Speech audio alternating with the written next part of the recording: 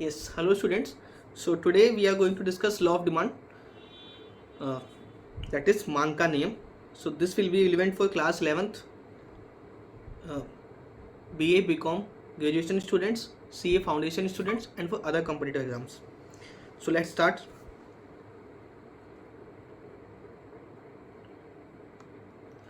Law of demand.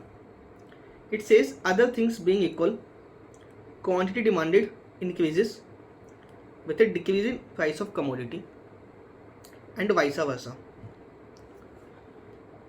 Means if a commodity price increases, then its demand will be decreasing, and if the price decreases, then demand will increase. So there is a negative relationship between price and demand. यहाँ पे एक चीज़ लिखी है other things being equal. So ये other things क्या होती है? In the earlier lectures we have studies demand function ना. सो ये डिमांड फंक्शन में हमने क्या पढ़ा था वहाँ पे कि जो वस्तु की डिमांड होती है वो कई सारे फैक्टर्स से अफेक्ट होती है. जैसे कि इसमें था P X, P R, Y, E and T. So P R is all about, ये किस लिए होता है? ये तो लॉ ऑफ डिमांड की ही बात करता है, लॉ ऑफ डिमांड की बात करता है. बट इसके अलावा जो फैक्टर्स हैं, जितने भी ये सारे के सारे फैक्टर्स हैं, पी आर, वाई, ई और T, these are the other things. ये क्या है? यही अदर थिंग्स है जो लॉ ऑफ डिमांड कह रहा है कि अगर ये सारी चीज़ें समान रहें तो यदि कमोडिटी का प्राइस बढ़ेगा तो उसकी डिमांड कम हो जाएगी, और प्राइस घटेगा तो डिमांड बढ़ जाएगी. सो दैट मीन्स यहाँ पे प्राइस और डिमांड के बीच में क्या होता है? इनवर्स रिलेशनशिप होता है. सो ये आपकी डेफिनेशन है जो एग्जाम में पूछ जा सकती है आपसे. Law of demand state that's other things being constant there is an inverse relationship between quantity demanded and the on price of commodity. So price will increase, demand will decrease, price will decrease, demand will increase. अब इसके लिए कुछ explanation दी हुई है आपकी book में जो हम स्टडी करते हैं. First one is example only कि प्राइस जो आपका, तो प्राइस 10 रुपीज़ था तो क्वांटिटी कितनी थी डिमांड की? 100 रुपीज़. प्राइस घटकर 9 रुपये हुआ तो डिमांड बढ़कर 150 हो गई. प्राइस घटकर 8 रुपये हुआ, डिमांड बढ़कर 200 रुपये हो गई. सो इसका हम जब हम ग्राफ पे प्लॉट करेंगे इसको, तो आपको याद होगा हमने पहले भी डिमांड का बनाया था. ये आपका ऑरिजिन हो गया, यहाँ एक्स एक्सिस होता है जिस पे कि हम क्वांटिटी को प्लॉट करते हैं.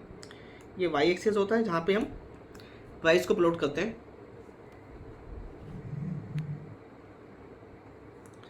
सो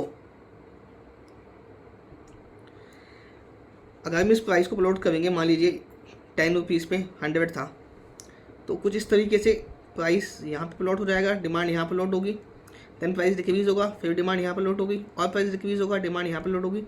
इन सारे पॉइंट्स को मिलाकर हमारा एक डिमांड कर्व बन जाएगा. सो डिमांड कर्व का जो स्लोप होगा वो कैसा होगा? डिमांड कर्व का जो स्लोप होता है वो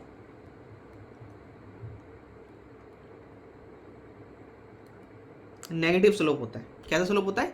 नेगेटिव स्लोप होता है.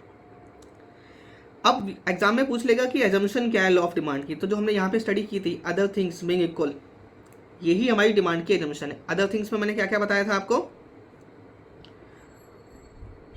कि P R, Y, E, T. So P R is what? Price of related goods. वो क्या होना चाहिए? उसमें कोई चेंज नहीं होना चाहिए. Y is in consumer income, उसमें कोई चेंज नहीं होना चाहिए. Then T, taste and preference में कोई चेंज नहीं होना चाहिए, कॉन्स्टेंट होनी चाहिए. And E for expectation, expectation में कोई चेंज नहीं होना चाहिए. So these are the assumption of law of demand. अगर एग्जाम में आपसे पूछे कि मांग के नियम की, लॉ ऑफ डिमांड की एजम्पशन क्या है, सो आपको ये 4 एजम्पशन वहाँ पे लिखनी होंगी. ठीक है, चलिए. अब एग्जाम में क्वेश्चन भी आ सकता है, आपसे ये पूछा जा सकता है कि बताइए डिमांड कर्व का स्लोप जो होता है वो डाउनवर्ड क्यों होता है. सो इसके मल्टीपल रीजन है. इन फैक्टर्स को एक एक करके एक्सप्लेन करते हैं. First one is law of diminishing marginal utility. जब हम यूटिलिटी वाला चैप्टर स्टार्ट करेंगे देन वहाँ पे हम इसका डिटेल स्टडी करेंगे. बट अभी के लिए मैं आपको बता देता हूँ कि ये जो डिमिनिशिंग मार्जिनल यूटिलिटी क्या कहता है. This law says that consumption of as a consumption of commodity increases, marginal utility derived from each successive unit goes on diminishing. अगर हम किसी कमोडिटी का लगातार कंजम्पशन करते जाते हैं, सो हर बाद वाली यूनिट से, उस कमोडिटी की हर बाद वाली यूनिट से हमको पहले से कम उपयोगिता, कम यूटिलिटी मिलती है. तो हर एक यूनिट की जो यूटिलिटी होती है उसको हम मार्जिनल यूटिलिटी कहते हैं.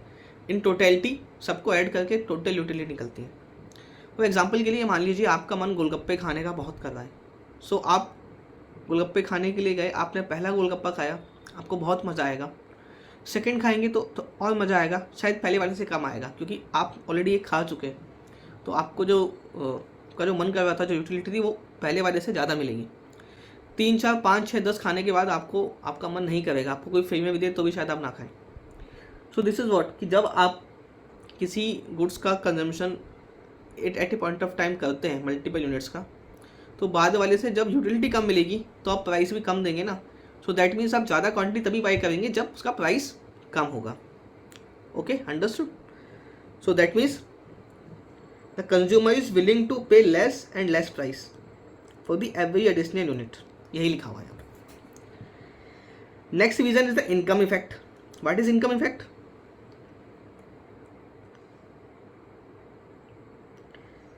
Income effect means effect on quantity demanded when the real income of the buyer changes. So अगर आपकी इनकम बढ़ जाती है, इनकम बढ़ेगी तो क्या होगा, आपके पास खर्च करने के लिए ज़्यादा पैसे रहेंगे तो आप डिमांड भी ज़्यादा करेंगे. इनकम डिक्रीज होगी तो आपके पास पैसे कम रहेंगे खर्च करने के लिए, आप डिमांड भी कम करेंगे. सो इसका मतलब क्या हुआ, अगर प्राइस घटते हैं तो आपकी रियल इनकम भी इंक्रीज हो जाती है. भाई आपके पास 1000 रुपीज़ है मिल्क पे खर्च करने के लिए, अगर मिल्क 100 रुपीज़ लीटर होगा तो 10 लीटर ही आएगा. 50 रुपीज़ लीटर हो जाएगा घट के ही प्राइस, तो आप 20 लीटर बाई कर सकते हो ना. So that is real income. So इसको हम इनकम इफेक्ट बोल देते हैं.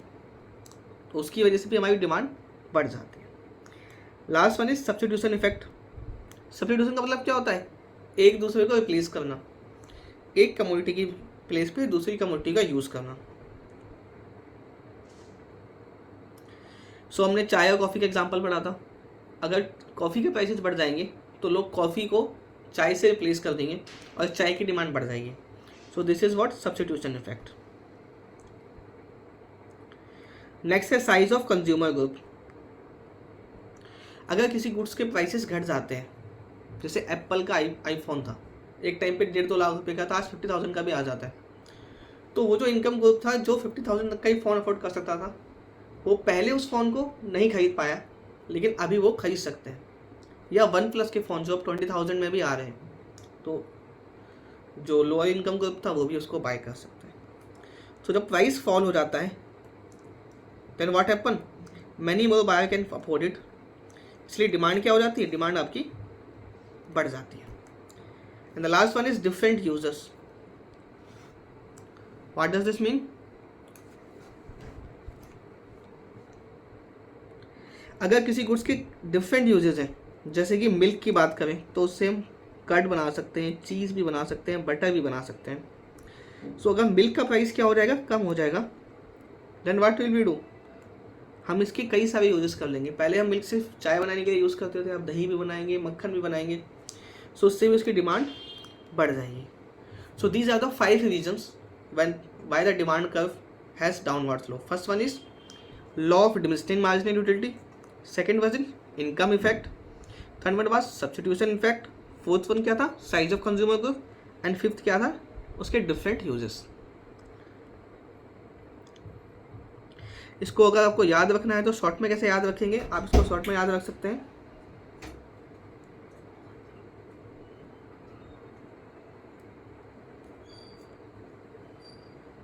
LISST से.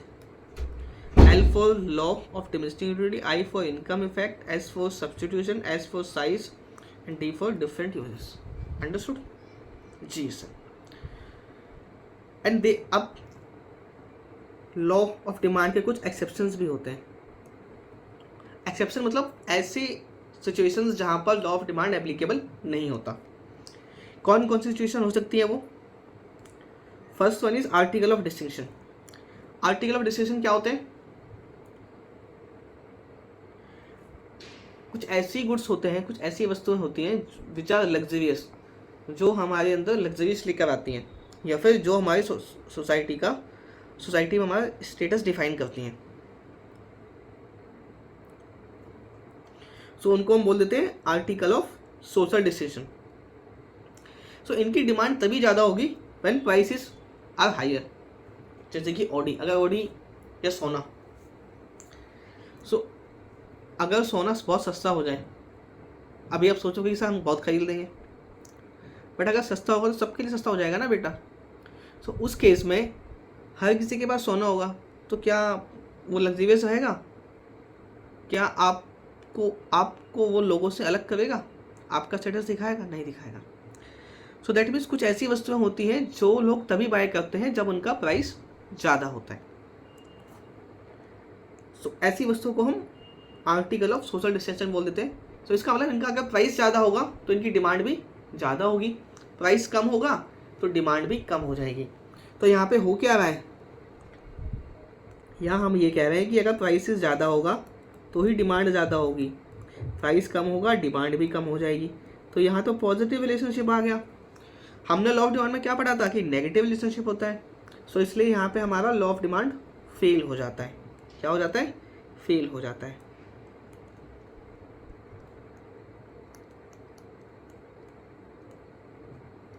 ठीक है, नेक्स्ट आते हैं gift in goods. Gift in goods वो होते हैं जो हाईली इन्फीरियर होते हैं। हमने एक वीडियो में अपनी inferior goods and normal goods की बात की है, आप उस वीडियो को जरूर देखिएगा, जिसमें हमने expansion and contraction of demand के बारे में ही बताया है। सो इन्फीरियर गुड्स क्या होते हैं? ऐसे गुड्स होते हैं जिनका very high negative income effect होता है। As a result, when a price of such commodity falls, their demand also falls,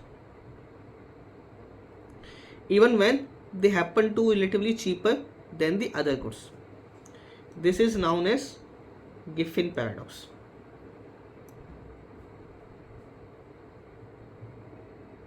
देखिए, गिफ्टिन का आपको पहले समझना पड़ेगा कि कॉन्सेप्ट क्या था। ये एक फ्रांस के फैक्ट्री में वर्क करते थे। सो वहाँ पे क्या होता, वहाँ पे जब युद्ध हुआ, सेकेंड वर्ल्ड वॉर हुआ, तो लोगों के पास इनकम नहीं थी, इसलिए लोगों की इनकम बहुत ज़्यादा डिक्रीज़ हो गई। सो वहाँ पे दो चीज़ें मिलती थी, एक ब्रेड और एक मांस। अब लोगों की इनकम कम हुई, तो इनकम कम होने से क्या होना चाहिए था? डिमांड कम होनी चाहिए थी। बट क्योंकि लोग मांस महंगा था, ब्रेड सस्ता था, इसलिए लोगों ने मांस का त्याग कर दिया एंड ब्रेड की कंजम्पशन बढ़ा दी। सो इनकम कम हुई लेकिन ब्रेड की डिमांड बढ़ गई। सो इसलिए इसको क्या बोलते हैं? इसको हम बोलते हैं इनका क्या हुआ, इनका very high negative income effect हुआ। सो ऐसी वस्तुओं को गिफ्ट गुड्स का नाम दिया गया, या ऐसे गिफ्ट पैराडॉक्स के नाम से कहा गया। सो इस केस में क्या हुआ, ब्रेड के प्राइसेस उस टाइम पे देखो, जब विश्व युद्ध हुआ था, देन प्राइसेस दोनों के बढ़े थे, मांस के भी प्राइस बढ़े, ब्रेड के भी प्राइस बढ़े, बट लोगों की इनकम कम हुई, तो इसलिए क्या हुआ, उस टाइम की डिमांड बढ़ा दी। तो यहाँ पर हम ऐसे समझेंगे, देखिए प्राइसेस ब्रेड के बढ़े, लोगों की इनकम कम हुई, बट क्योंकि प्राइसेस ब्रेड के और मांस के दोनों के बढ़े थे, पैसा जो था लोगों के पास, ब्रेड सस्ता था, ब्रेड के खाने के लिए था, तो लोगों ने क्या किया, ब्रेड की डिमांड को बढ़ा दिया। तो प्राइसेस बढ़े इवन आफ्टर डिमांड बढ़ गई।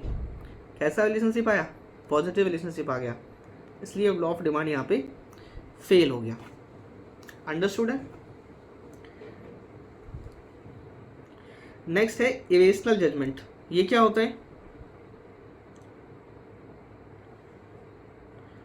इरेशनल जजमेंट का मतलब होता है जब मार्केट के अंदर ऑर्गेनिक और नॉन ऑर्गेनिक प्रोडक्ट्स के बीच में डिफरेंस होता है।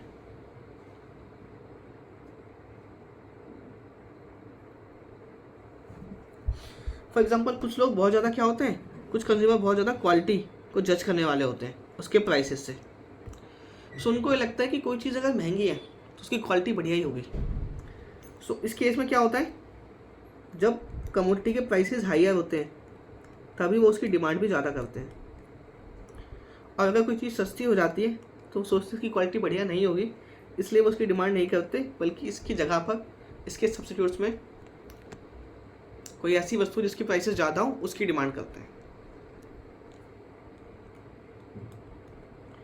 तो यहाँ पे भी पॉजिटिव रिलेशनशिप आ गया, इसलिए लॉ ऑफ डिमांड फेल हो जाता है।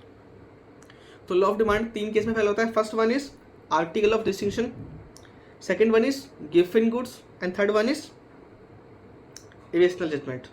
आर्टिकल ऑफ डिस्टिंक्शन क्या था? ऐसी वस्तुएं जो समाज में आपका स्टेटस बताती हैं, इसलिए प्राइस ज़्यादा होगा, डिमांड ज़्यादा होगी। Second one is Giffen goods, prices बढ़ेंगे बट इनकम कम हो गई, इसलिए हम हायर अच्छी गुड्स नहीं खरीद सकते, तो प्राइस बढ़ने के बावजूद भी हम खरीदेंगे, जैसे कि ब्रेड का एग्जांपल दिया। And third one is irrational judgement, आप सही जजमेंट नहीं कर पा रहे हो, प्राइस ज़्यादा होने पे आप डिमांड ज़्यादा कर रहे हो, आपको लगा उसकी क्वालिटी अच्छी होगी, इस वजह से प्राइस कम होने पे आप डिमांड कम करते हो, आपको लगा क्वालिटी ख़राब होगी। So these 3 are cases when law of demand fails. अब एक चीज़ याद रखनी पड़ेगी, जब लॉ ऑफ डिमांड फेल हो जाता है तो क्या होगा? प्राइस बढ़ने पर डिमांड बढ़ेगी, प्राइस बढ़ने पर डिमांड बढ़ेगी। तो पहले हम, ये हमारा एक्स एक्सिस हो गया, ये वाई एक्सिस हो गया, वाई पे प्राइस आता है, एक्स पे क्वांटिटी आती है। प्राइस P1 पर, डिमांड हमारी Q1 थी, प्राइसेस बढ़ा, P2 हुआ, डिमांड भी बढ़ रही है क्योंकि लॉ ऑफ डिमांड फेल्स हो गया। सो डिमांड कर्व जो बनता है यहाँ पे, ये पॉजिटिव स्लोप्ड बनता है। कैसा बनता है? Positive sloped.